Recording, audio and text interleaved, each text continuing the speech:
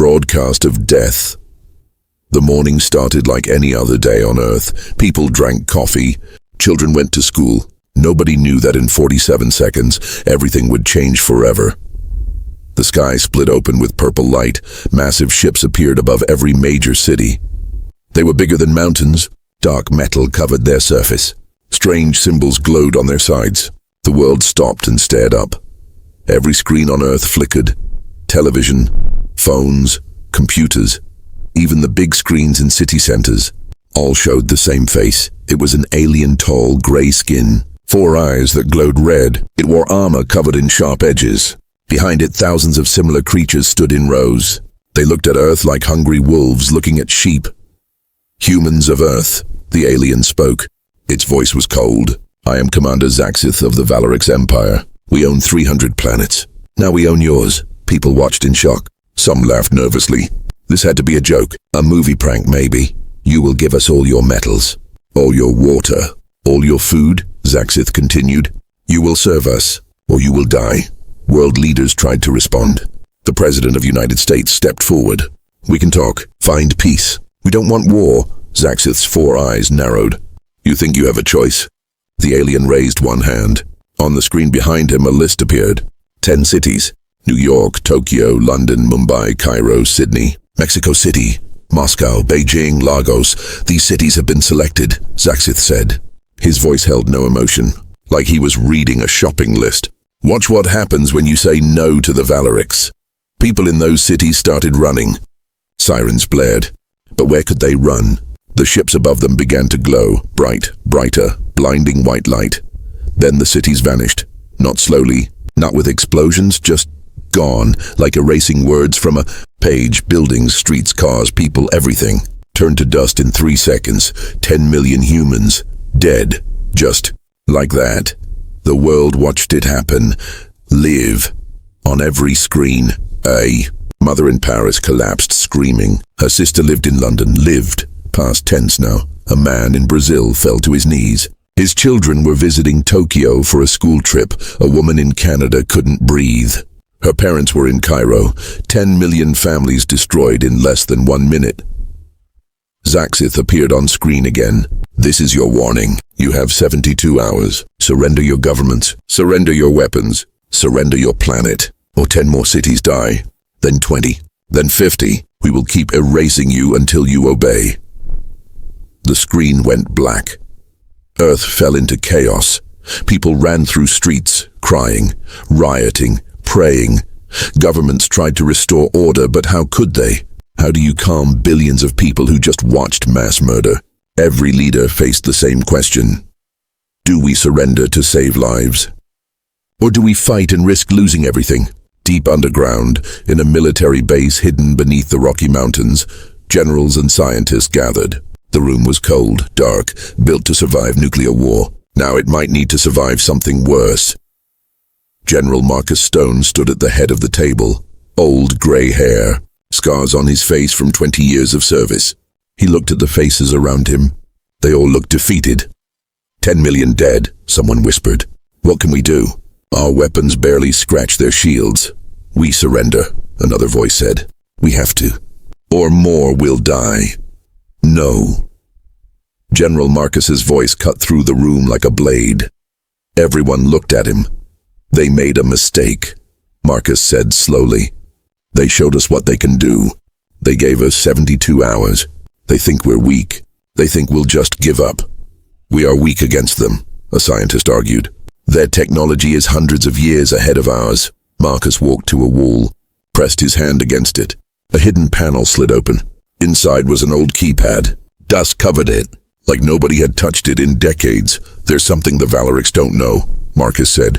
He typed in a code. Letters and numbers, 20 digits long. The floor rumbled. Deep beneath them, something ancient was waking up. A screen appeared. Old files, classified. The date on them read 1823. "What is that?" someone asked. Marcus turned to face them. For the first time since the attack, he smiled. It wasn't a happy smile. It was the smile of a predator. 200 years ago, Earth received a message from space. A warning. It told us that hunters were coming. It told us to prepare, to hide our strength, to wait. He pressed another button. The screen filled with images. Underground cities, hidden weapons, massive ships buried in ocean trenches, genetic enhancement labs. For 200 years we've been getting ready, Marcus said. Every country, every leader who knew the secret. We built, we prepared, we hid everything from scanning technology. The Valerics think they're hunting sheep. He looked at the screen showing Zaxith's face. They're about to learn they walked into a wolf's den. The room went silent, shocked, hopeful, scared. Marcus opened another vault. Inside a glowing red button. They killed 10 million of us. Now we show them what humanity does to those who hurt our family. His finger moved toward the button. 200 years earlier, year 1823, a small village in England. Nighttime. Stars filled the sky. Thomas Whitmore was an astronomer. He loved watching the stars. Every night he pointed his telescope upward and drew maps of the cosmos. But on this night, something was different. A light blinked in the sky. Once, twice, 3 times. It formed a pattern. Not random. Not natural. Thomas wrote down the pattern. Dots and lines. Like Morse code but more complex. He worked for 3 days without sleep. His hands shook as he decoded the final message. When he read it, his blood turned cold. Warning to species of third planet. Predators hunt the stars. They find worlds with resources. They take everything. They kill everyone. You are next on their path. Prepare in silence. Hide your strength. They scan for weapons and technology. Build where they cannot see. You have 200 of your years. Maybe less. This message will erase itself. Tell only those you trust. Survival depends on secrecy. Good luck. You will need it. The message vanished from his papers. Like it was never there. But Thomas remembered every word. He told 12 people. Scientists, leaders, people who could keep secrets. People who could act. They formed a secret society. No name, no records. Just a mission. Prepare Earth for war. In silence. Present day. Underground base. Rocky Mountains. General Marcus stood before the council. The same council that looked defeated 10 minutes ago. Now they looked confused. Shocked. Project Forgotten started in 1823, Marcus explained. Every generation, a few leaders were told the secret.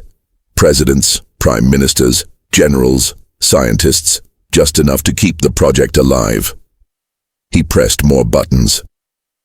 The screen showed images from different decades, 1850s, underground factories being built beneath major mountains, mine hundreds. Secret recruitment of brilliant minds. Einstein, Tesla, others whose names were never recorded. 1950s, genetic research began. Hidden labs in Antarctica and deep ocean trenches. Thousands, space technology development. But not the technology the public saw. Real technology, advanced, alien-level advanced. We reverse-engineered the warning message, a scientist named Dr. Chen explained. She was young, brilliant, one of the few who knew the full truth. The signal itself contained blueprints. Whoever sent it didn't just warn us, they gave us tools. We've spent 2 centuries building what they taught us. Where is all this hidden? Someone asked. Satellites would see construction, Marcus smiled. Who do you think controls the satellites? The room went quiet. Every nation's space agency reports to 2 groups. The public government and us. We built facilities underground, under oceans, inside mountains. We hollowed out asteroids and built stations inside them. We created stealth technology that makes our bases invisible to any scan. He showed them a map. Red dots appeared all over Earth, hundreds of them, under the Sahara Desert, beneath the Amazon rainforest, deep in the Pacific Ocean, under Antarctica's ice. Each dot was a military facility. Weapons, ships, soldiers, all hidden. How did we pay for all this? Another general asked. Slowly, Marcus said. Every country contributed. Small amounts, spread over decades. Money that went missing from budgets. Gold that was lost in transportation. Resources that were destroyed in accidents. It all went to Project Forgotten. Dr. Chen pulled up another screen. And then there's the soldiers.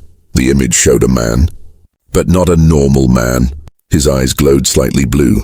His muscles were dense but not bulky. Veins carried blood that looked silver under the light. Project Guardian, Dr. Chen said quietly. We've been enhancing humans for 70 years. Not with machines, with genetics. These soldiers are still human, But faster, stronger, smarter. They can survive in space without suits for short periods. They heal from wounds in hours. They can see in darkness. Hear frequencies normal humans cannot. How many? Someone whispered. 5 million, Marcus answered. All volunteers. All trained since childhood. All waiting in cryo-sleep beneath our feet right now. The room exploded with questions. Shock, disbelief, anger that they weren't told sooner. Marcus raised his hand. Silence fell. I know this is hard to accept, but it was necessary. The warning said they scanned for weapons, for technology. If we acted openly, they would have known. They would have struck before we were ready. Secrecy was our only advantage. Above ground, Valeric's occupied territory. Alien troops walked through the ruins of New York. They laughed.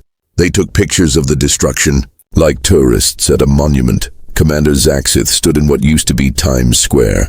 Now it was just dust and broken concrete. Too easy, he said to his second-in-command. I expected more fight from this species. They fold like all the others. His communication device blinked. A message from the Valoric's homeworld. Commander, sensors show Earth's power grids are shutting down globally. Are they surrendering? Zaxith smiled. Yes, they're giving up. It took less than 1 day. New record. Around the world, lights went dark. Cities fell into blackness. The Valorics thought it was surrender. They celebrated. They drank. They claimed buildings as their new homes. They didn't notice the ground beneath them vibrating slightly. They didn't see the small drones watching them from shadows. They didn't realize the power shutdown was planned. Underground base. Marcus watched screens showing every Valeric's position on Earth. They were relaxed, celebrating, not ready for battle. Perfect, sir, a young officer approached. All forces report ready. Guardian soldiers are waking from cryo-sleep. Space fleet is moving into position from the asteroid belt. Solar weapons are charging. All systems are green. Marcus nodded slowly. He looked at the main screen. It showed Zaxith laughing in the ruins of New York, standing on the graves of millions. How long until we're at full power? Marcus asked. 6 hours, sir. Marcus's jaw tightened. Then in 6 hours, the Valorics will learn the most important lesson in the universe. What's that, sir? Marcus turned to face his team. His eyes were cold, hard, filled with controlled rage. Never, ever attack a human's family.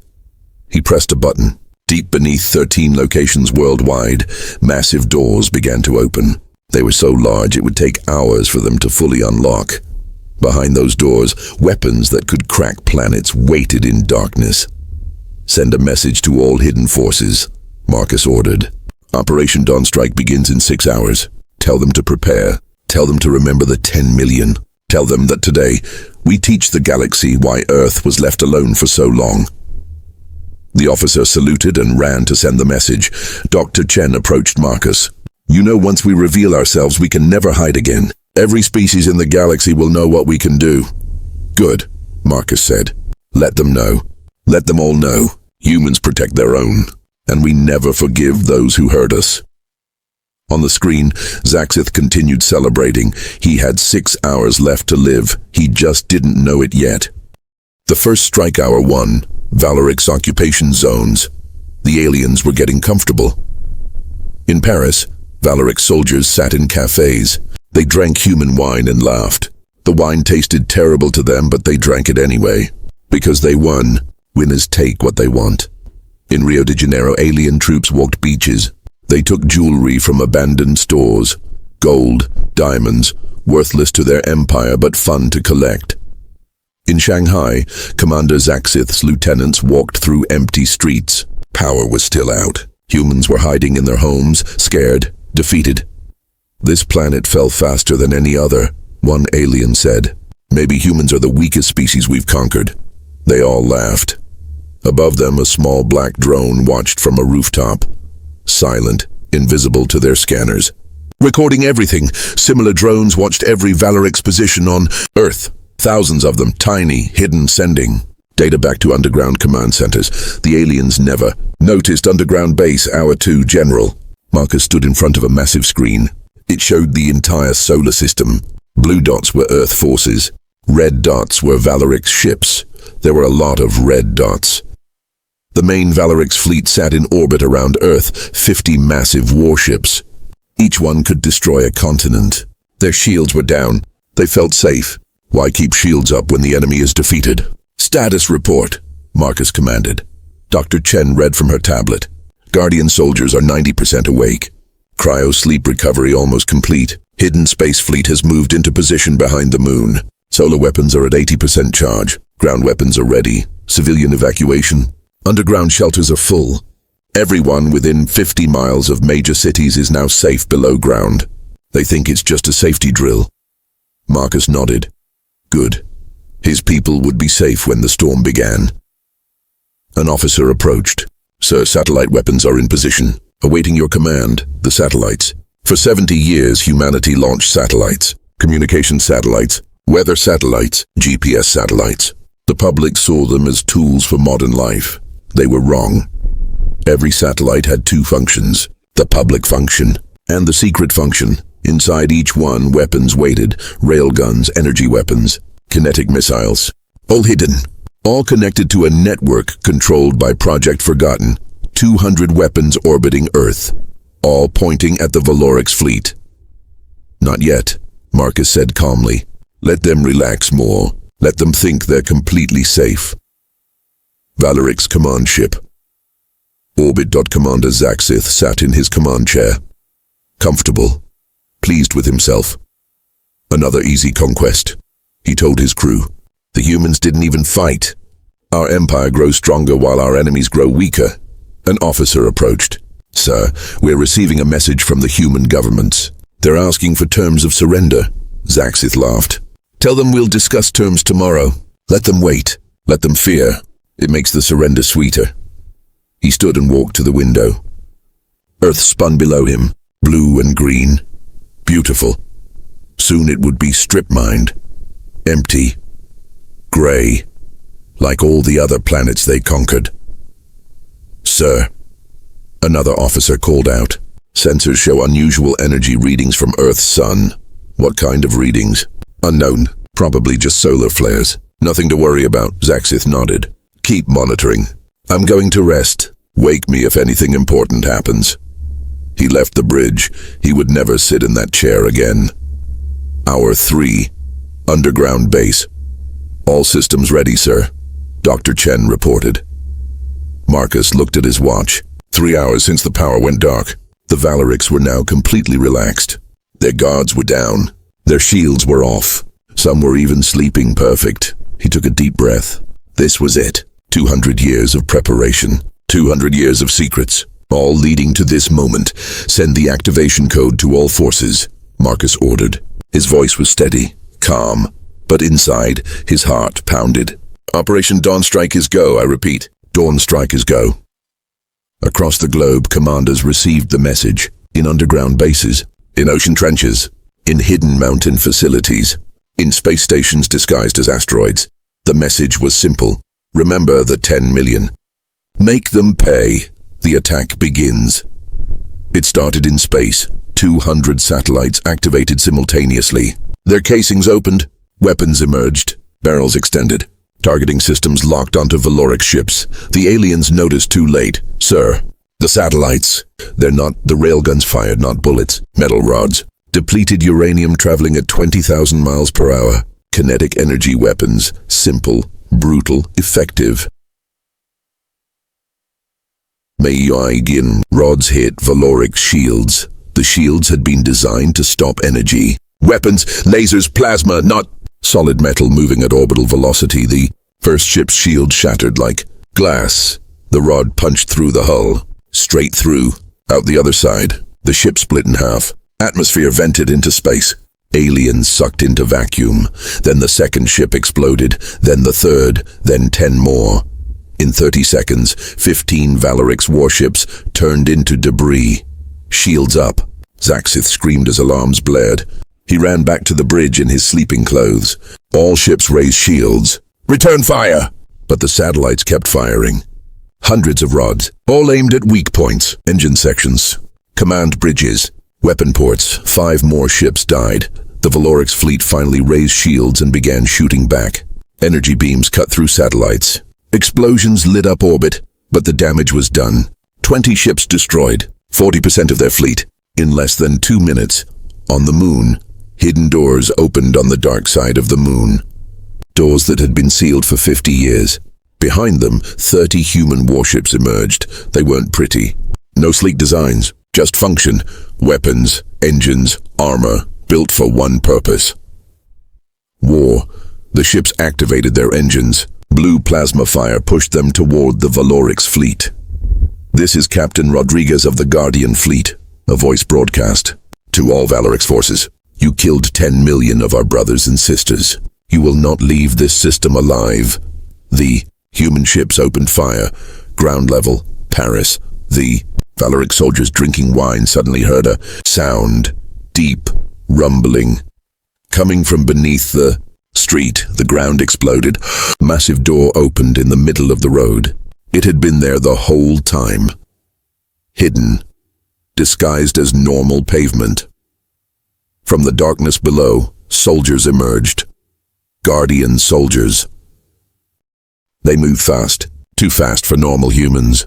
Their eyes glowed blue in the darkness. They wore black armor covered in weapons. The Valorix soldiers reached for their guns. Too slow. The Guardians moved like lightning. One Guardian grabbed a Valorix soldier and threw him through a building wall. Another Guardian fired a weapon that turned an alien into ash. A third Guardian simply punched an alien. The punch was so powerful it broke the alien's armor and bones. The fight lasted 15 seconds. All Valorix soldiers in Paris were dead. Similar scenes happened across Earth, in Rio, in Shanghai, in Moscow. In every occupied zone, underground doors opened.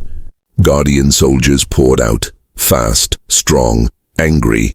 The Valorix ground forces didn't stand a chance. Space battle. Orbit. Commander Zaxith watched his fleet die. The human ships were smaller. Fewer in number, but they fought like demons. They didn't retreat. They didn't surrender. They just kept attacking, and those satellites, every time his fleet destroyed one, it exploded and sent shrapnel into nearby Valorix ships. "Call for reinforcements," Zaxith screamed. "Send a distress signal to the home fleet." "Already done, sir. The main fleet is jumping to our location now." Space rippled, like water disturbed by a stone. 500 Valorix warships appeared. The main battle fleet. Enough firepower to destroy 100 planets. The human ships stopped firing. They retreated behind the moon. Zaxith smiled. "Yes, Run, you fought well. But now you see, you cannot win. We are too many, too strong." He opened a broadcast to Earth. "You surprised us.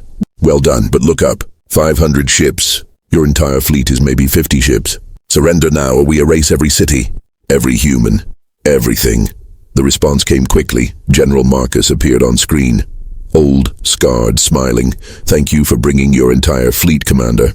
We were hoping you would." Zaxith's smile faded. "What? You see, we couldn't risk any of you escaping. Couldn't risk you warning other species. So we needed all of you here, in our solar system, close to our sun." "What are you?" "Activate Omega Protocol," Marcus said calmly. Near the sun, objects that looked like solar collectors activated. Hundreds of them. Humanity had been placing them there for decades. Scientists thought they were studying the sun. They were wrong. They were weapons. The biggest weapons humanity ever built. They began to glow. Commander Zaxith felt fear for the first time in his life. "The Omega Protocol Valorix command ship, orbit. Commander." Zaxith stared at the screen. His 4 eyes went wide. Around the sun, hundreds of structures glowed brighter, brighter, like stars being born. "What are those things?" his tactical officer whispered. Dr. Chen's voice came through the communication channel. She sounded almost sad. "We call them solar lances. Humanity built them over 80 years. We told the world they were studying the sun, collecting data. Clean energy research." She paused. "We lied. The structures finished charging, each one aimed at the Valorix fleet. They're weapons," Zaxith breathed. "Powered by the sun itself." "Correct." Marcus's voice cut in. "Each lance can fire a beam with the power of 50 nuclear bombs, and we have 300 of them, all aimed at you, all ready to fire." Zaxith's mind raced. His fleet was strong, 500 ships, the best shields in the galaxy. But 50 nuclear bombs worth of energy, times 300. The math was simple. They were dead. Full reverse. Zaxith screamed. "All ships retreat! Jump to hyperspace now." His fleet tried to move. Engines roared. Ships turned too slow. The solar lances fired. The light. Beams of pure white energy crossed the solar system in 8 minutes. The speed of light, unavoidable, unstoppable. The first beam hit a Valorix battleship. The shield held for half a second. Then it shattered. The beam punched through the hull like paper. The ship exploded from the inside. Metal turned to gas. The explosion was so bright it looked like a small sun. Then 10 more beams arrived. 10 more ships vanished. Then 50 beams. Then 100. The Valorix fleet fired back desperately. Energy weapons, missiles, everything they had. But their weapons took minutes to cross space. The solar lances fired at light speed. It wasn't a battle. It was an execution. Zaxith watched 60 ships die in the first minute. His crew screamed, ran. Some prayed to Valorix gods. Some just sat and waited for death. Jump to hyperspace. Zaxith ordered again. Trying, sir. But something is blocking us. What? On Earth. Marcus watched the battle on screens. Activate the gravity net. More hidden satellites activated. These ones didn't have weapons. They had gravity generators. Experimental technology. Barely working, but good enough. They created a field around the Valorix fleet. Not strong, not perfect, but enough to disrupt hyperspace engines. The Valorix ships couldn't jump away. They were trapped. Guardian fleet. Behind the moon. Captain Rodriguez watched the solar lances tear through the enemy. Her ship was called the Remembrance, named for those who died. All ships, she broadcast. Move in, cut off any escape routes. If any Valorix ship survives the lances, we finish them.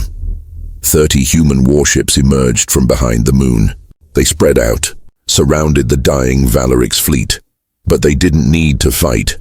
The solar lances were doing the job. 200 Valorix ships were already gone. Just debris now, floating metal, bodies frozen in space. Ma'am, her weapons officer said quietly.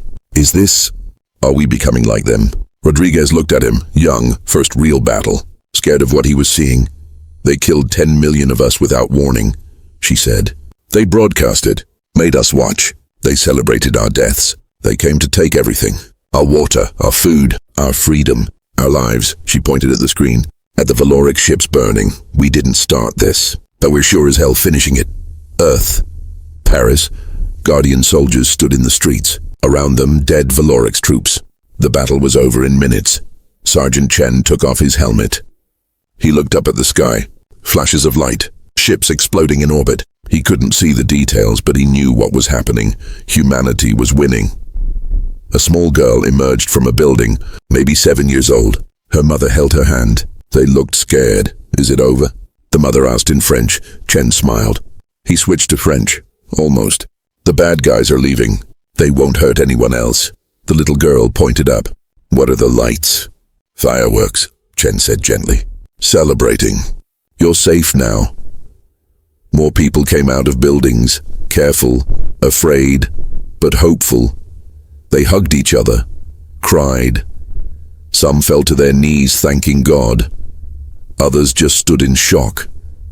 Around the world, the same scene repeated. In Rio, in Shanghai, in Moscow, in every city.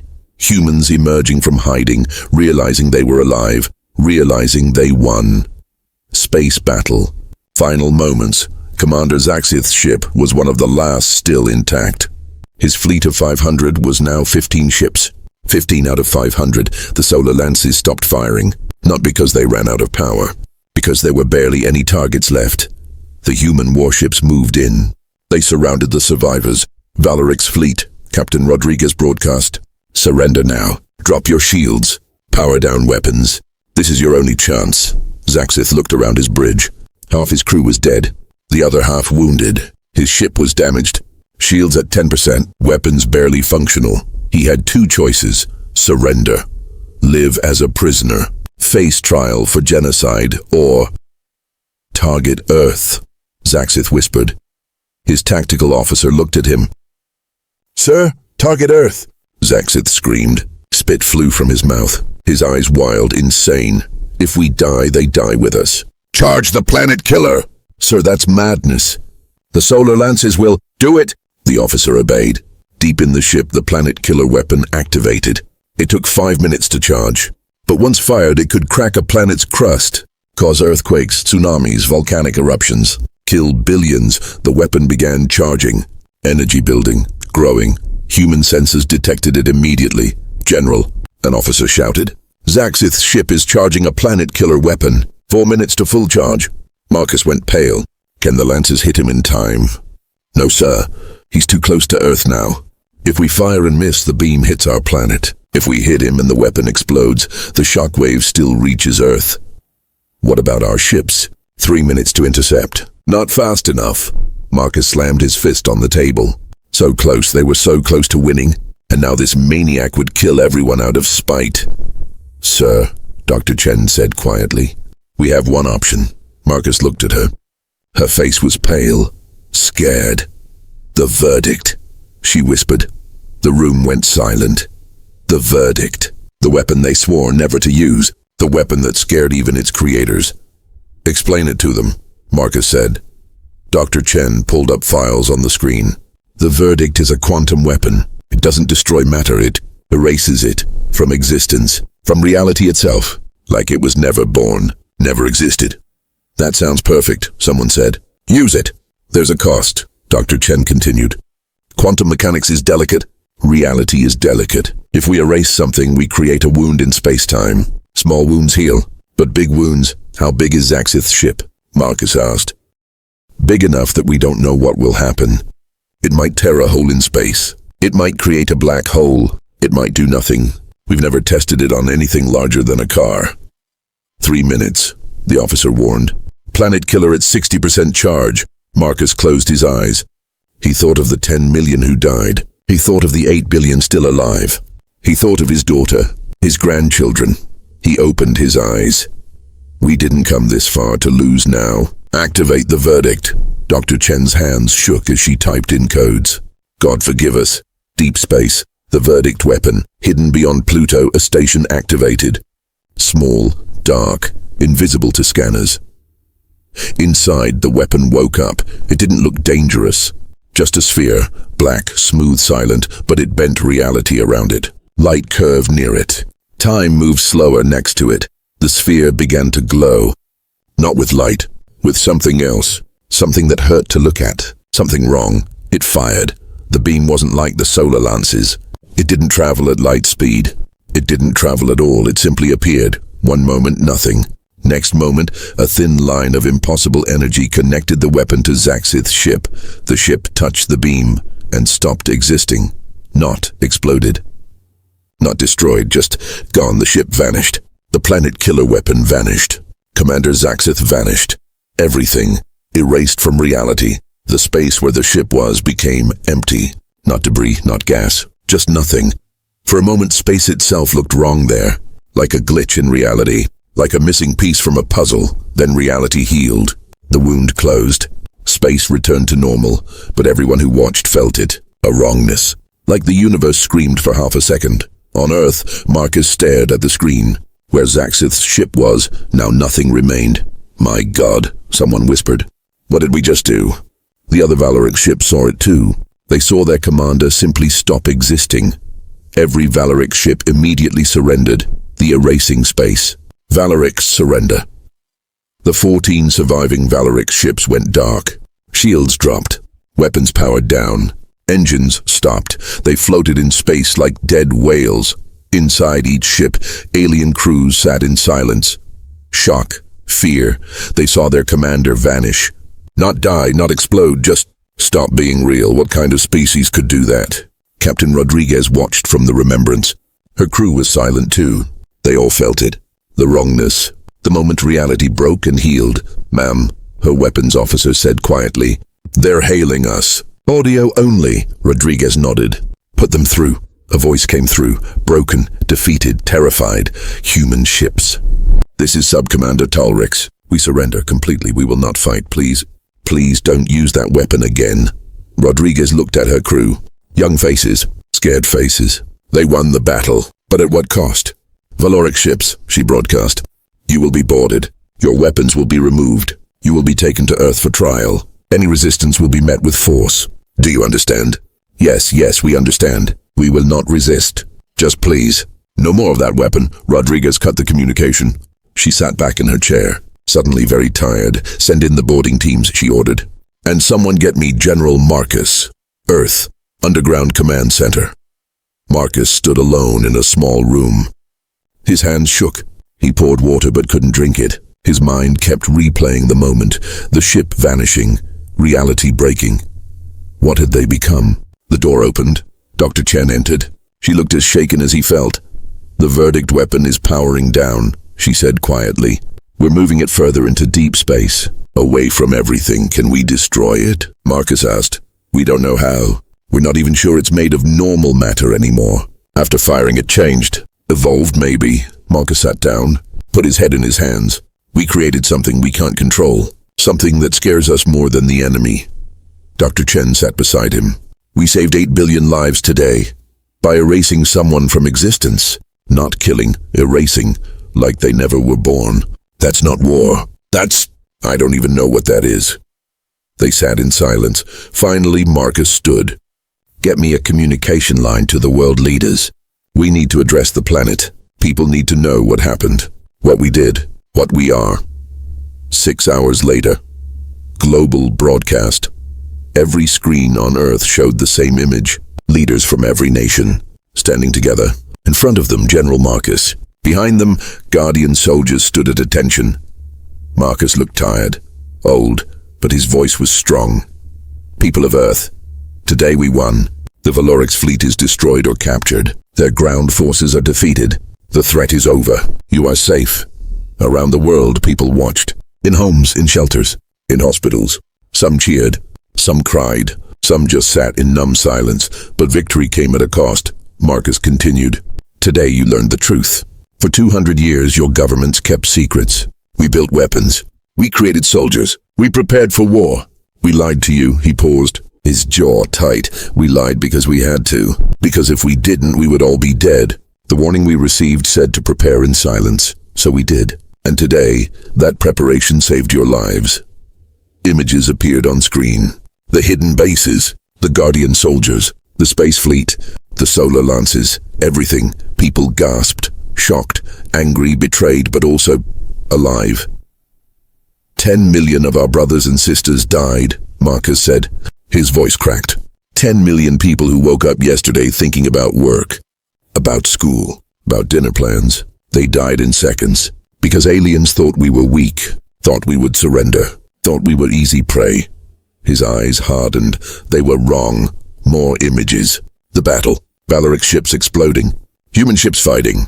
The final victory. We defended ourselves. We showed the galaxy that humanity will not bow, will not break, will not surrender. But we also learned something about ourselves today. The screen showed the verdict weapon. The ship vanishing. We learned that we can be terrible, that we can create weapons that scare even us, that in our rage, in our fear, we can become something dark. Marcus looked directly into the camera. We won today, but we must never forget what we did to win. We must never forget the cost. We must never forget that power without wisdom is just destruction. Valorix prison ships. Orbit. The 14 captured Valorix ships were now floating prisons. Human soldiers guarded every corridor, every room. Sub-Commander Talrix sat in what used to be his command chair. Now he was a prisoner. A Guardian soldier stood nearby. Young, human, but those glowing blue eyes, that strength, that speed. What are you? Talrix asked quietly. What did you do to yourselves? The Guardian looked at him. We evolved. We had to. You came to our home, killed our families. What did you expect? We expected you to surrender. Every species does. We are the Valorix. We conquered 300 planets. You conquered 300 planets of people who weren't ready. The Guardian said. You got lucky. Found peaceful species. Weak species. Then you found us. Talrix laughed bitterly. Lucky? Yes, we were very lucky to find the one species crazy enough to build a weapon that erases reality. The Guardian's expression didn't change. You killed 10 million of us. On live broadcast. Made our children watch their parents die. What did you think would happen? Talrix had no answer.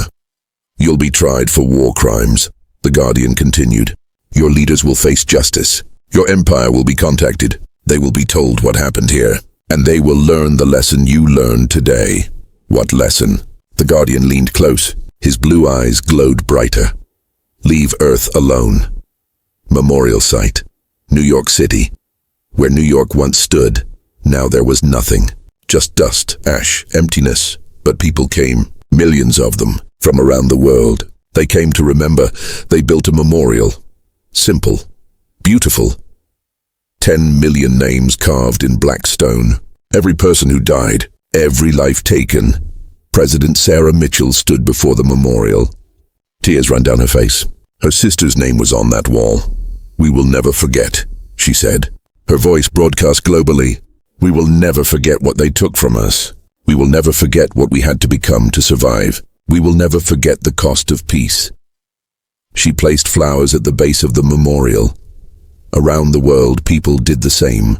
At every destroyed city, flowers, candles, photos, memories. "Today we remember the 10 million, President Mitchell continued. "We remember their lives, their loves, their dreams. They died because aliens thought we were weak, thought we would surrender, thought life was cheap." She looked up. At the sky, at the stars. But from their deaths we learned something. We learned that life is precious, that peace is sacred, that family is everything. And we learned that when someone threatens those things, humanity will do whatever it takes to protect them. She paused. The Valerics came here thinking they were predators. They left learning they were prey. Deep space, 6 months later. Far from Earth, far from any star. In the darkness between galaxies, an alien ship drifted. Not Valerics. Different species, called the Krenth. They were explorers, scientists, peaceful. Their sensors detected something. A signal, automated, ancient. "Captain," the science officer said, "there's a beacon here. Hidden, very old technology." "Play it." The message appeared. Text, images, video. It showed Earth. It showed the Valerics attack. It showed the battle. It showed the verdict weapon. It showed a Valerics warship simply stop existing. The Krenth crew watched in horror. Then came the message. In every known language, simple, clear. Warning to all species. The third planet of the star you call Sol is inhabited by humans. They appear peaceful. They are not. They appear weak. They are not. They have weapons that can erase matter from existence. They have soldiers that are enhanced beyond natural limits. They have technology hidden across their system. The Valerics Empire attacked them. The Valerics Empire no longer exists in that region of space. This message is broadcast by the Galactic Council. Earth is now designated as a forbidden zone. Do not approach. Do not attack. Do not threaten. Humans protect their own. Humans never forgive. Humans never forget. You have been warned. The Krenth captain sat back, silent, shaken. "Mark that system," he said quietly. "Red zone. Avoid at all costs. Any ship that goes near it does so at their own risk." "Should we investigate further?" Someone asked. "No, absolutely not. We're scientists, not warriors. And we're definitely not stupid enough to poke the species that made an entire empire disappear." The ship turned, jumped to hyperspace, away from Earth. Away from humanity, away from the species that the galaxy now feared. Earth. 1 year later, life returned to normal, slowly, painfully. But it returned. Cities were rebuilt. Not New York, not Tokyo. Those remained as memorials. But other cities, new cities, better cities. The world changed. Nations worked together now. Really worked together. The secrets were gone. Project Forgotten was public knowledge. Guardian soldiers became heroes, protectors. They helped rebuild, helped heal. They were still enhanced, still powerful, but they used that power for good now. The solar lances remained, weapons pointed at the stars, just in case. The verdict weapon was moved further into deep space, locked, sealed, a failsafe. Humanity's final weapon. The weapon they hoped never to use again. General Marcus retired. He spent his days at the memorials, talking to families, helping them heal, carrying the weight of what he ordered. Dr. Chen continued working, but not on weapons, on medicine, on technology to help people, to heal rather than harm. Life went on, but humanity was different now. Harder, wiser. They knew what they were capable of, both the good and the terrible. They knew they could survive anything. They knew they could protect their own, and they knew that the galaxy was watching. Final scene, Galactic Council. Far away, a council of 10 species met. Old species, powerful species, species that controlled thousands of planets. They discussed many things: trade, peace treaties, border disputes. Then someone mentioned Earth. The room went quiet. The human situation is concerning, one elder said. They developed weapons beyond their technological level. They're dangerous. Should we intervene? Another asked. No, the oldest elder said firmly. We leave them alone. The Valorics learned that lesson. We will not repeat their mistake. But what if they expand? What if they come to our territories? The old elder thought carefully. Then we negotiate. We trade, we befriend. But we never threaten, never attack, never underestimate. Why? They're just one species. One planet. The elder pulled up an image. The verdict weapon. The ship vanishing from reality. Because any species that can erase matter from existence is a species we do not want as an enemy. The humans fought to protect their home, their family. Leave them in peace and they will leave us in peace. And if they don't? The elder looked at the faces around the table. Old faces, wise faces, scared faces. Then we hope they remember their own message. That life is precious, that peace is sacred, that mercy has limits. The council agreed.